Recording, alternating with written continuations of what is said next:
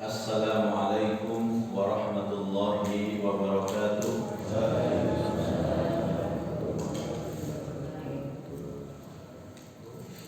Bismillahirrahmanirrahim. Alhamdulillahi rabbil alamin. Wassalatu wassalamu ala asyrafil anbiya wal mursalin Sayyidina wa maulana Muhammadin wa ala alihi wa sahbihi wattabi'ina wa man tabi'ahum bi ihsanin ila yaumiddin. Asyhadu an la ilaha illallah wa asyhadu anna Muhammadan abduhu wa rasuluh. Allahumma shalli ala sayyidina Muhammad wa ala alihi wa ashabihi ajma'in.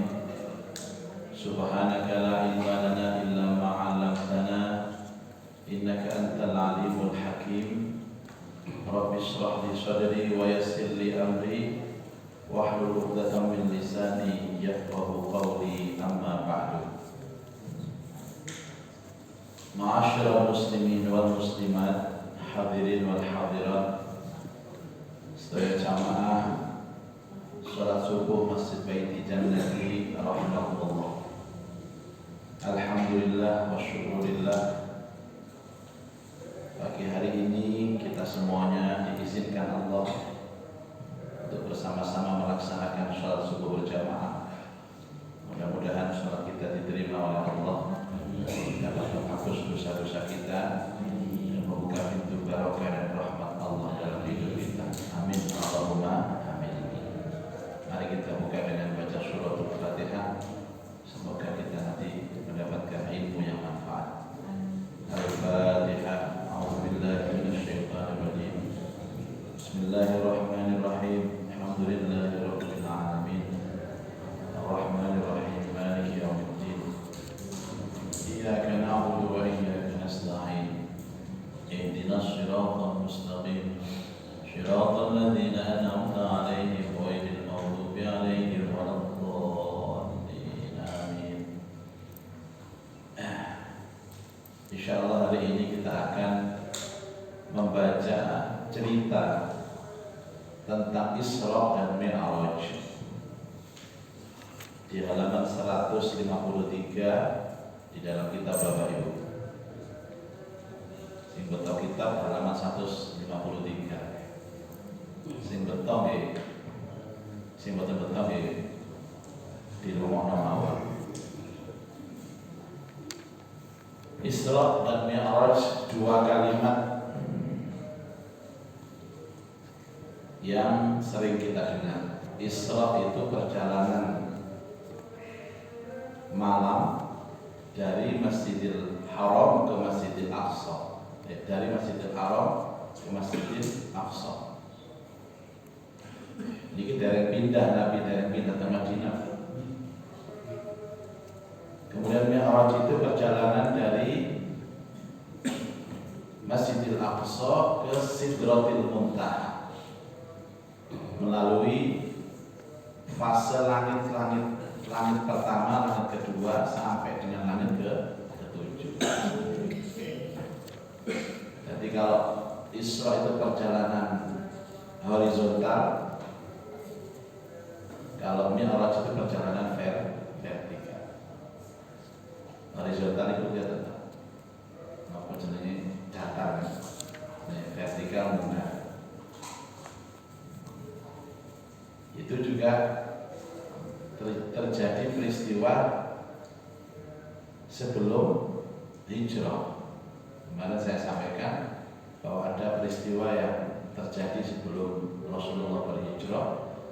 Yang pertama, wafatnya istri tercinta, wafatnya paman tercinta. Terus ada Bai'at Aqabah, baru Isra dan Mi'raj. yang sering kita peringati itu di tanggal berapa? 27 Rajab. Tapi ternyata banyak pendapat yang mengatakan bahwa Isra dan Mi'raj itu ternyata tidak terjadi pada 27 Rajab. Karena itu jangan kemana-mana, saksikan setelah pesan-pesan berikut ini. Monggo Pak Dirjo ya, jembatan kosong monggo Dirjo. Ini mandi sponsor ya. Pengajian kali ini disponsori Bank Jatim.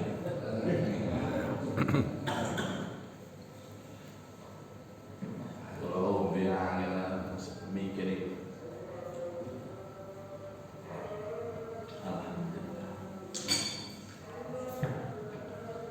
Bismillahirrahmanirrahim. Selagi Nabi Muhammad sallallahu alaihi wasallam berada dalam kondisi terjepit dalam perjalanan antara keberhasilan dan tekanan. Jadi cerita yang mulai dari Taif yang disiksa, dihina, macam-macam. Nabi berdakwah tidak ada henti. Ada yang diterima dakwahnya Rasulullah, ada yang ditolak, ada yang ditolak dan menyerang mereka. Sementara bintang-bintang kecil berkelip-kelip nun jauh di sana, maka terjadilah peristiwa Isra dan Mi'raj. Jadi kalau dikatakan ini sebelum hijrah, kan kemarin kita bercerita tentang hijrah yang terjadi di usia Nabi yang ke-53 tahun. Maka ulama-ulama memperkirakan ini terjadi ya hampir sebelumnya di usia 52 atau 53 tahun. Nah sekarang kita belajar perbedaan pendapat tentang terjadinya peristiwa ini. Silang pendapat. Dan mereka juga punya alasan sendiri-sendiri. Terus Indonesia dan sebagian belahan dunia ini akhirnya memilih pendapat tanggal 27 Rajab. Itu pendapatnya siapa? Nanti kita akan baca. Jadi berbeda itu boleh Pak, selama perbedaan itu nggak prinsip. Tapi sebaik-baik perbedaan kita harus tahu ini sumbernya dari mana, ini pendapatnya siapa. Jangan kemudian berbeda, pokoknya aku beda sama awakmu. Jangan. Yang pertama, Isra terjadi pada tahun tatkala Allah memuliakan beliau dengan nubuwah itu. Jelas deh bahwa Isra Mi'raj terjadi setelah Rasulullah mendapatkan wahyu. Ini sepakat. Rasulullah mendapatkan wahyu di usia berapa? 40 tahun. Yang kedua, Isra terjadi 5 tahun setelah diutus sebagai Rasul. Ini menurut Imam An-Nawawi dan Al-Qurtubi. Jadi kalau saat itu terjadi 5 tahun setelah nubuwah, setelah beliau diutus, maka usia Rasulullah berapa? 45 tahun. Ini pendapatnya siapa? An-Nawawi dan Al-Qurtubi.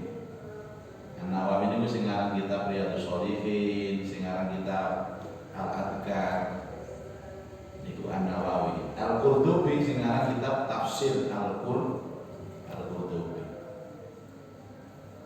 Kitab kewedhe ngoten iki Pak. Jenengan paling mboten kober maca kitab niku nggih. Jadi mboten kober sementara maca sampule mawon. Enten zaman browsing Qurtubi dengan foto sama waca.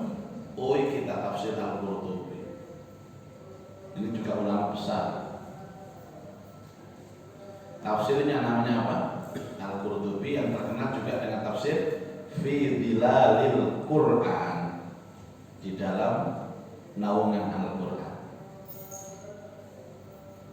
Mengatakan apa tadi? Isra Mi'raj terjadi 5 tahun setelah nubuwah. Yang ketiga, Isra terjadi pada malam tanggal 27 Rajab tahun ke-10 dari nubuwah, dan ini pendapat dari Al-Allamah Al-Mansur Furi. Nah, ini yang diikuti oleh orang Indonesia. Sinten? Al-Allamah Al-Mansur Furi. Gampang ditenene Pak, sama ini Cak Mansur ya. Al-Mansur Furi. Mansur tambahi Furi. 27 Rajab. Bahkan di Indonesia ini sejak dulu Bapak Ibu, tanggal 27 Rajab ini dicatatkan sebagai kalender libur nasional. Gimana sih libur nasional? Mengikuti pendapat Al-Mansur Furi.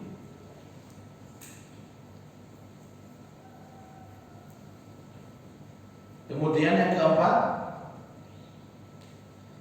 Isra terjadi 6 bulan sebelum Hijrah atau pada bulan Muharram tahun ke-13 dari nubuwah.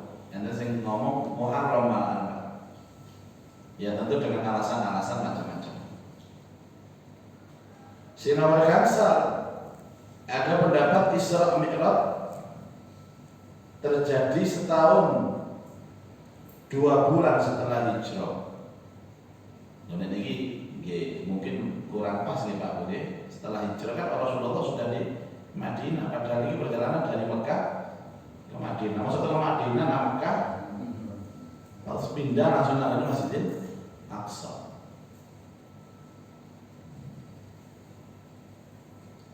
Nah, yang keenam ada pendapat itu terjadi setahun sebelum Hijrah atau pada bulan Rabiul Awal tahun ke-13 nubuwah.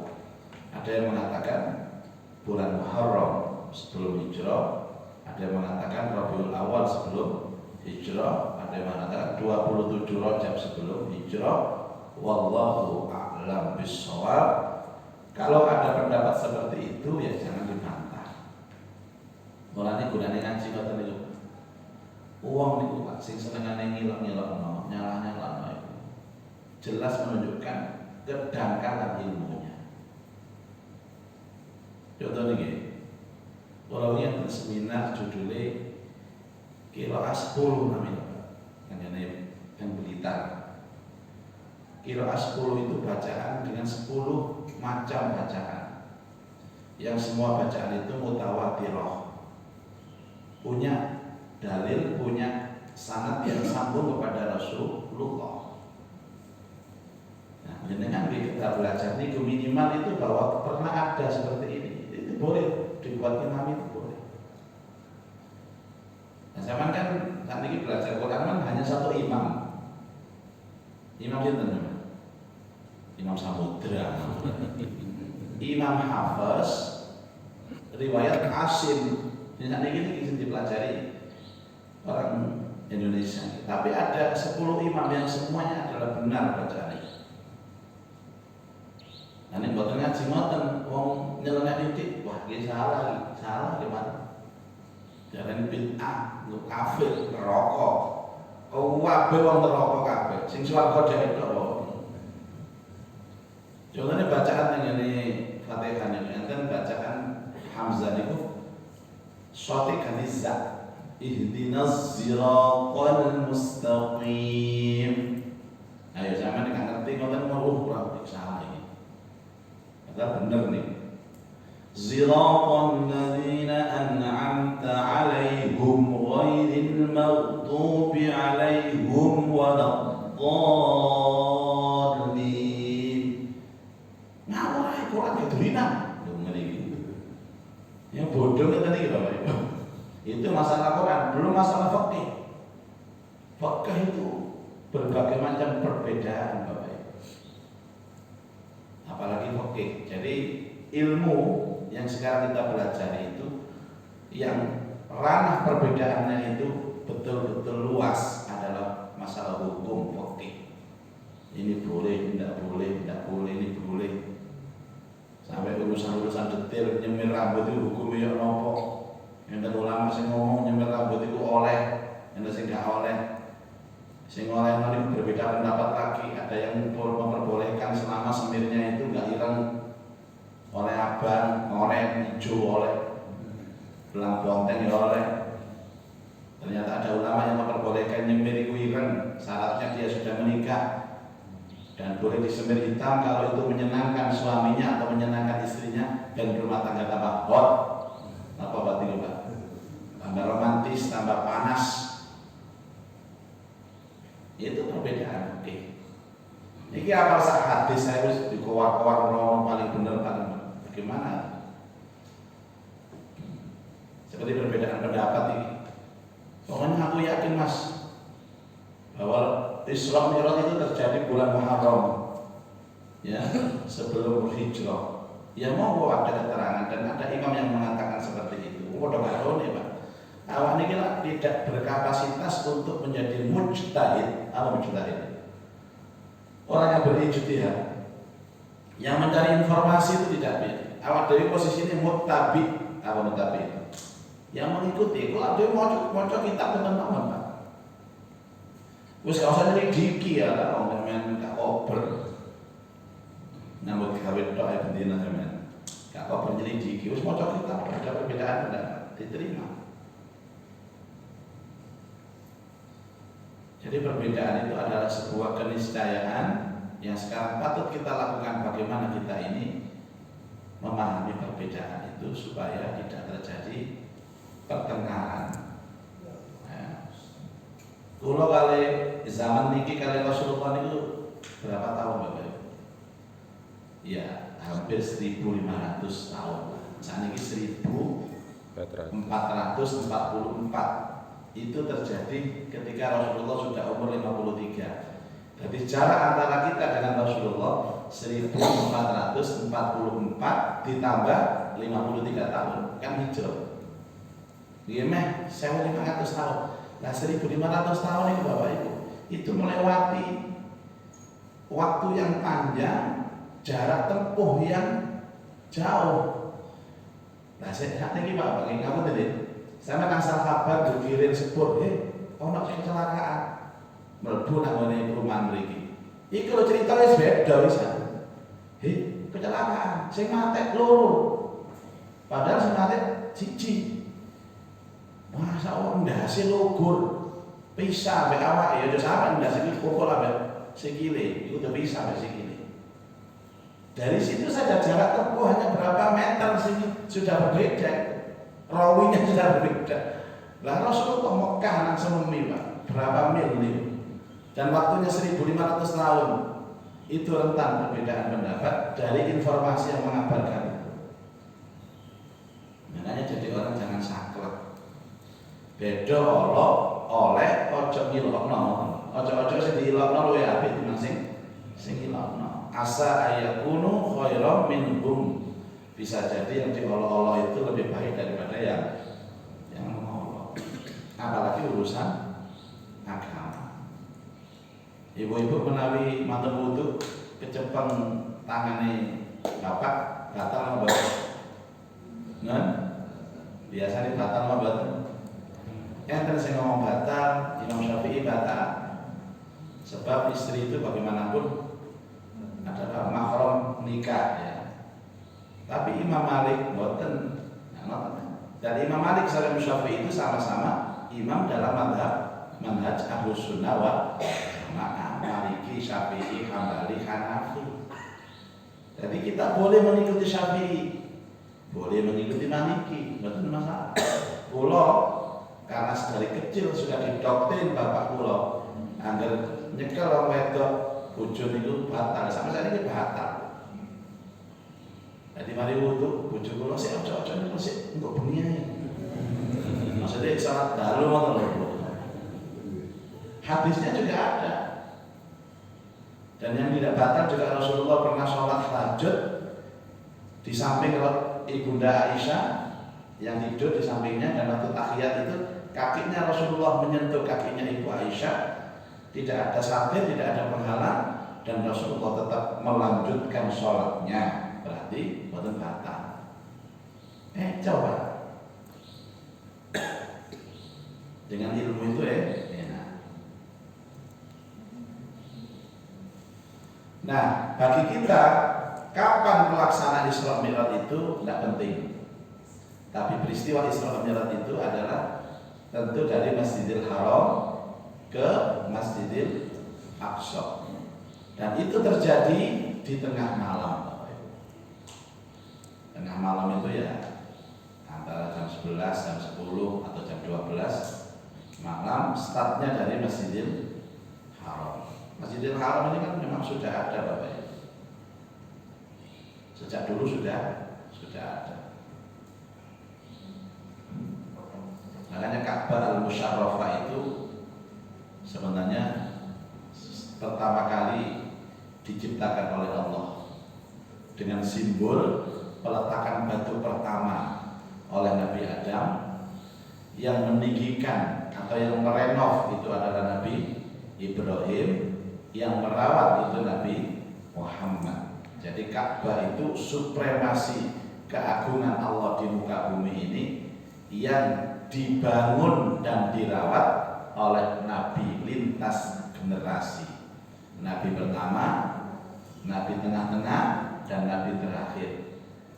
Batu pertama diletakkan Nabi Adam, kemudian direnovasi, ditinggikan oleh Nabi Ibrahim, baru kemudian dirawat sampai hari kiamat oleh Nabi Muhammad Sallallahu Alaihi Wasallam.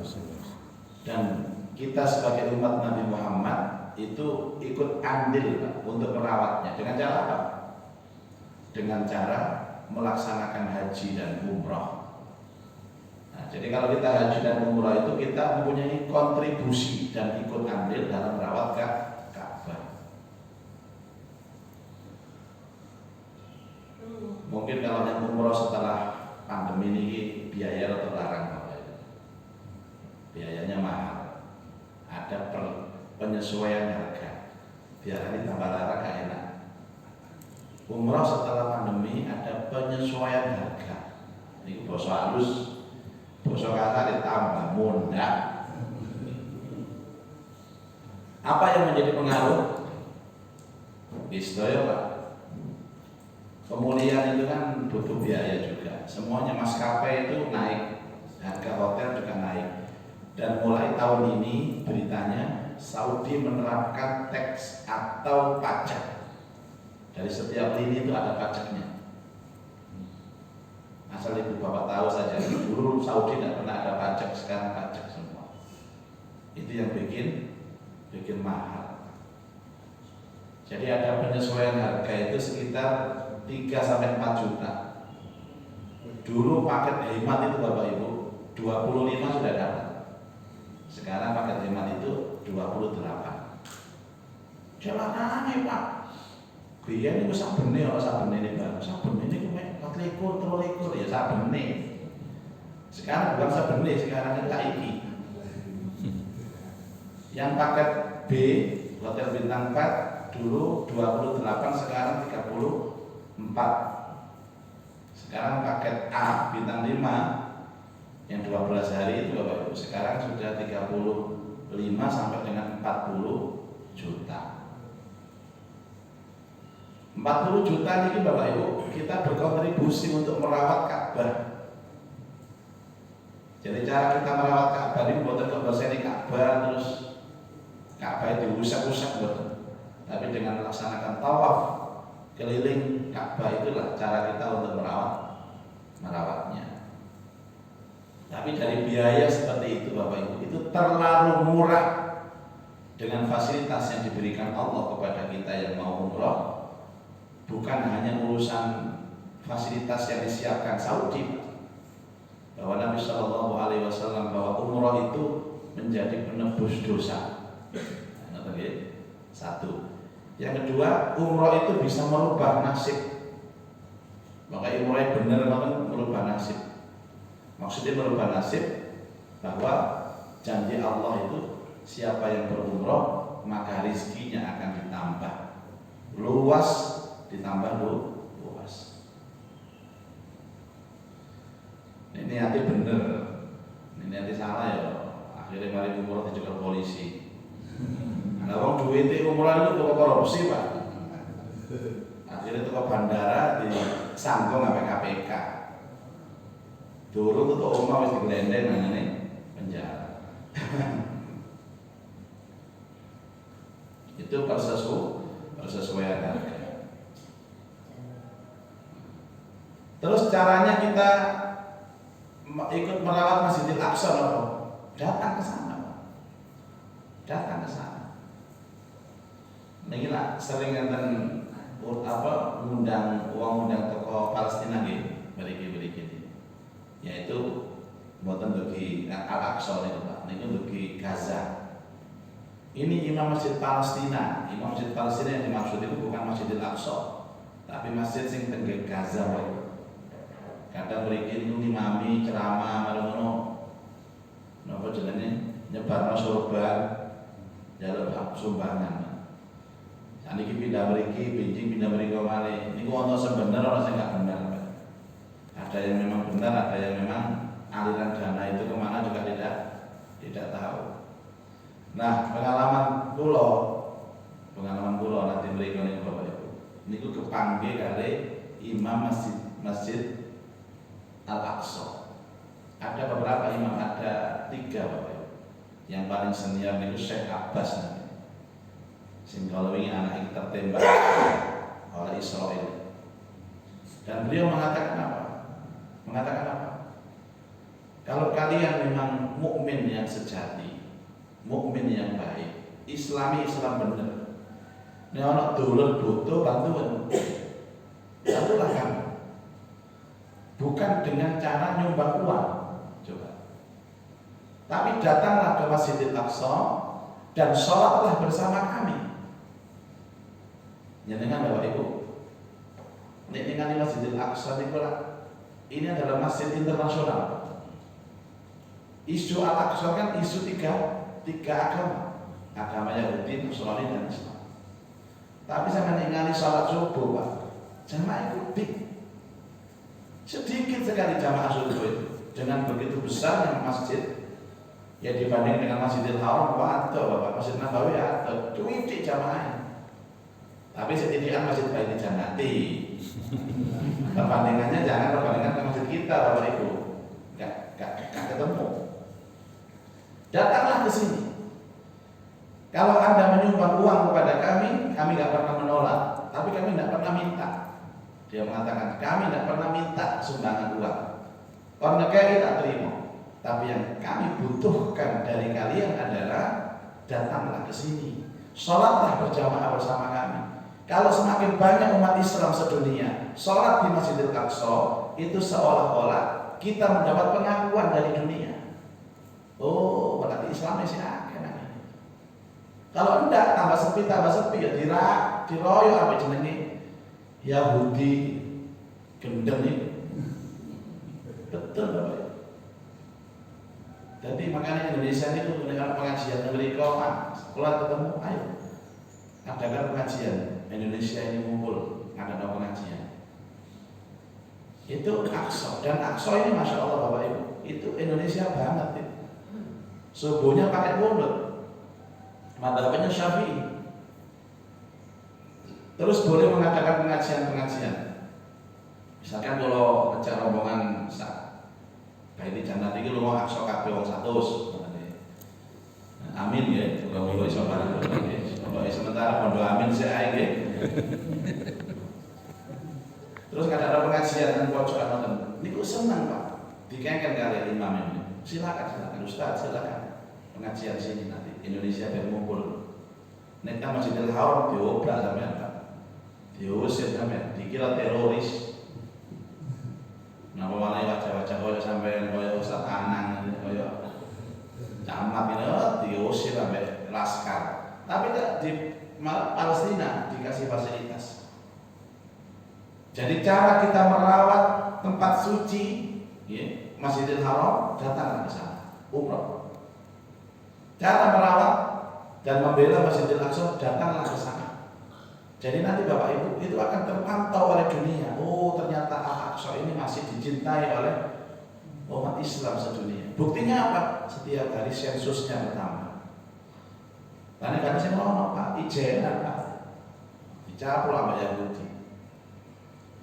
Mereka itu tujuannya untuk menyaplok Al-Aqsa terakhir itu. Dan Al-Aqsa ini perlindungan terakhir umat Islam, Bapak Ibu. Tapi insya Allah tidak, karena nasnya itu kalau Al-Aqsa sampai kemudian jatuh ke tangan Yahudi berarti sudah kiamat, Bapak Ibu. Jadi tanda-tanda kiamat terakhir dalam isu internasional ini adalah Masjidil Aqsa. Nanti Masjidil Aqsa dikuasai Yahudi, entek sudah. Habis umur dunia ini akan habis, dan itu tidak mungkin. Kalau mungkin ya kiamat benar, sudah selesai sejarah dan cerita hidup ini sudah selesai. Dan itu pertama kali ditorehkan dalam peristiwa Isra dan Mi'raj Nabi Muhammad Sallallahu Alaihi Wasallam.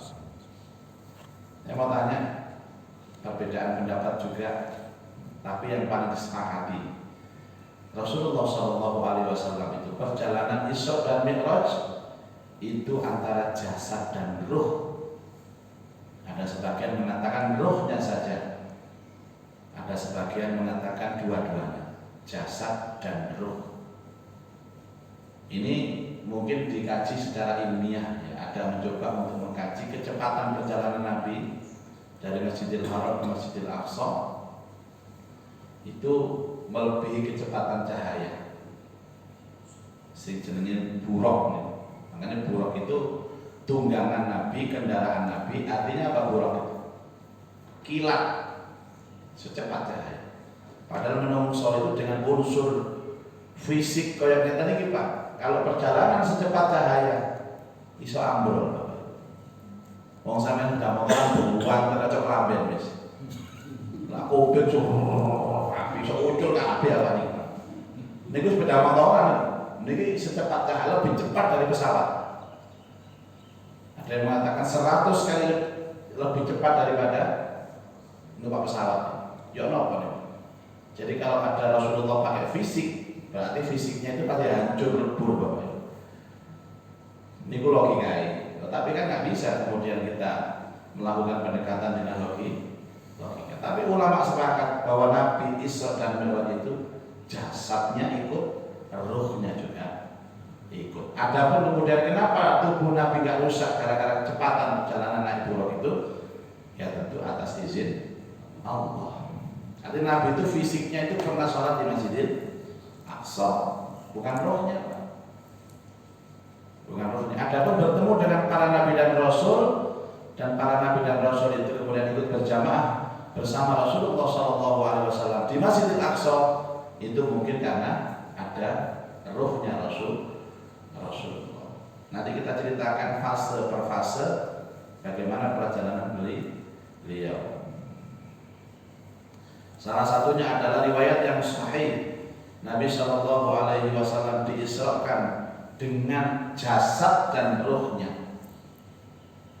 dari Masjidil Haram ke Baitul Maqdis atau Masjidil Aqsa dengan naik buraq dan ditemani oleh malaikat Jibril, lalu turun di sana dan sholat mengimami para nabi yang lain, sementara buraq diikat pada tali pintu masjid.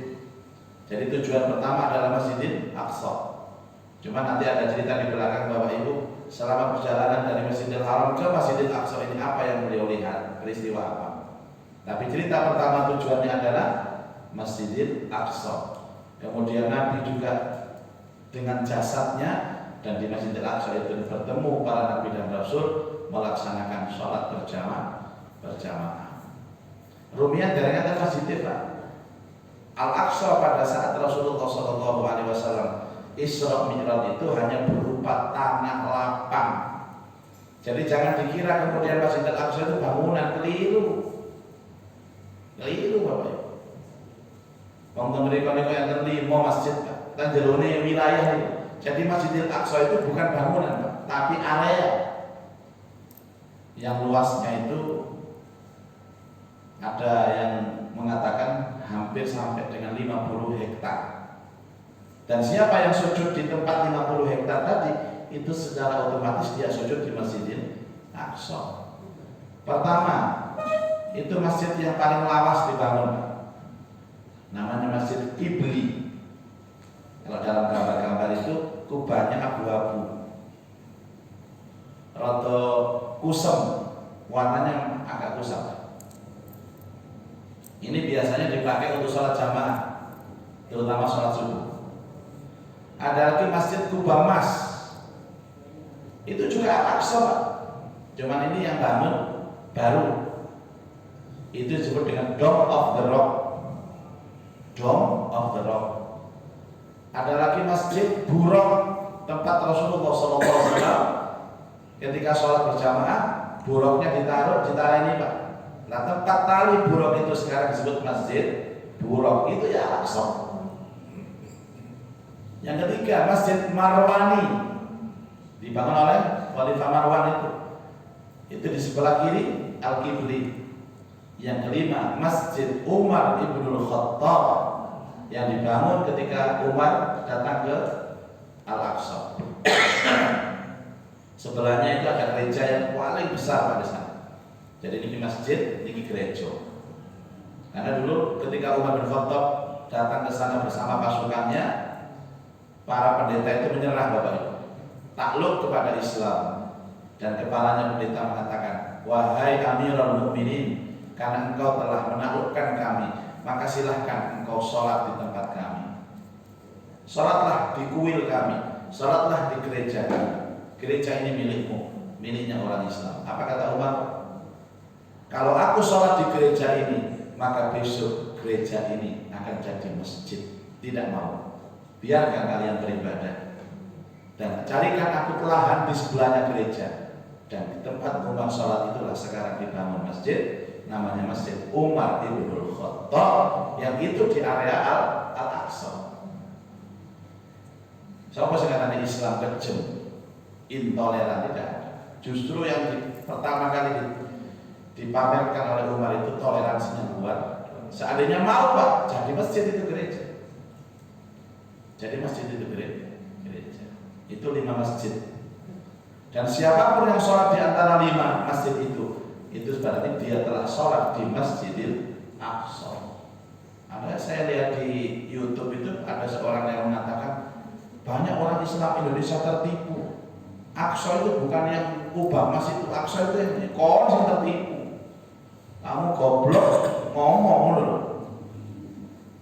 Ini sejarah Bapak Ibu. Dulu zaman Nabi ke sana belum ada bangunan.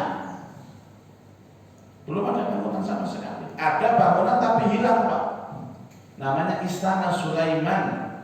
Tapi itu bagian dari Istana Sulaiman yang paling penting namanya Haikal Sulaiman. Tempat penyimpanan harta pusakanya Nabi Sulaiman yang sekarang diubur bersama orang-orang Yahudi.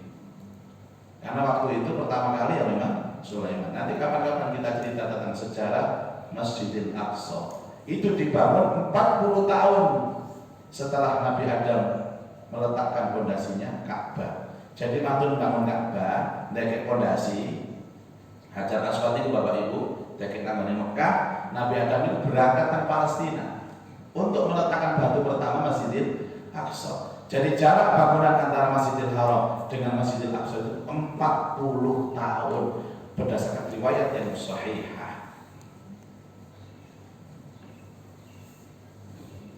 Niki mboten kok maca buku kula Bapak Ibu. Nggih kok kula. Alhamdulillah ping sekawan. Minjing November ning kemarin lho, monggo nggih, daerah sedaya nggih. Amin. Tapi nggih nabung Bapak Ibu. Nggih. Sampeyan didamel rokokan sampe ngopi yo bukan nabung. Biayanya tidak mahal.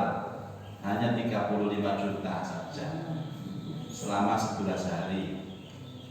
Di Mesir nginep 3 malam, di Al-Aqsa Palestina nginep 3 malam, di Yordania nginep 3 malam, yang 2 hari perjalanan.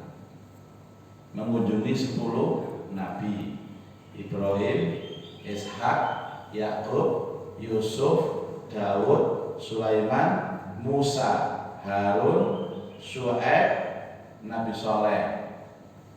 Ini 10 nabi. Sahabatnya kata Pak, enten Abdurrahman bin Auf, Salman Al Farisi, Abi Dzar Al-Ghifari, Bilal ibnu Rabah, ada lagi sahabat. Tabi'innya juga banyak, Imam Syafi'i, Imam Abu Lais, ada Rabi'ah Al-Adawiyah, lengkap itu. Yang termale sing paling penting itu delok Fir'aun, delok nenek moyang sampean Ibu. Jasadnya Fir'aun yang diawetkan di museum Mesir itu, kita bisa melihatnya. Sebenarnya tanpa umroh, nih ada umroh pegel, fisiknya capek. Biasanya kalau ada umroh plus akson itu pegel Bapak. Itu bisa 16 hari, bisa 20 hari. Sengaja kalau ini memisahkan umroh dewe, akso dewe. Sing mari-mari umroh ini membuat akso ziarah. Ini kata sejarah wali sama kan? Cuman bedanya niki wali, niki nabi yang dikunjung. Dan itu kunjungan bukan sekedar kunjungan, itu diperintahkan oleh Rasulullah. Janganlah kalian memaksakan pergi kecuali berkunjung ke 3 tempat: 1 Masjidil Haram, Masjidil Nabawi, Masjidil Aqsa. Salat di dalamnya maka pahalanya 500 kali lipat lebih bagus daripada sholat di luar Masjidil Aqsa. Itu informasi tentang Al-Aqsa. Bagaimana cerita berikutnya? Insya Allah kita lanjut pada pertemuan yang akan datang. Insya Allah. Maka dibutuhkan kalian tunggu Al-Fatihah. Bismillahirrahmanirrahim.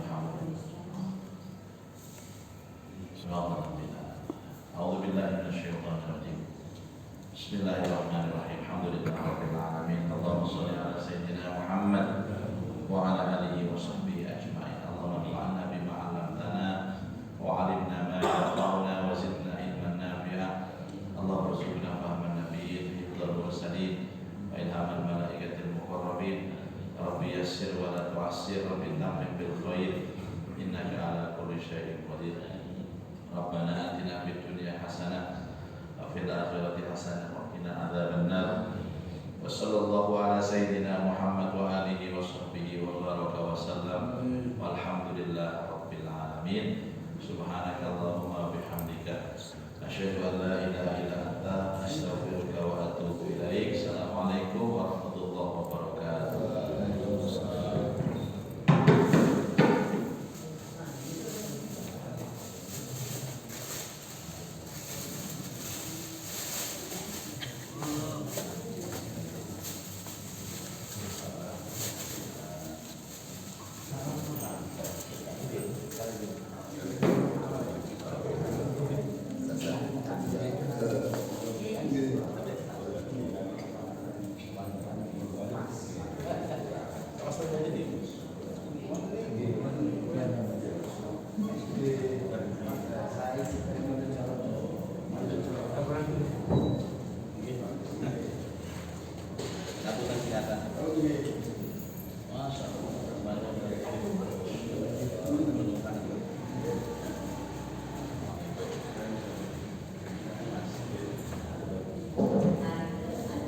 Coba play terus. Kalian ini mesti ahad sampai. Kata terus bal sama mana yang lihat. Sudah.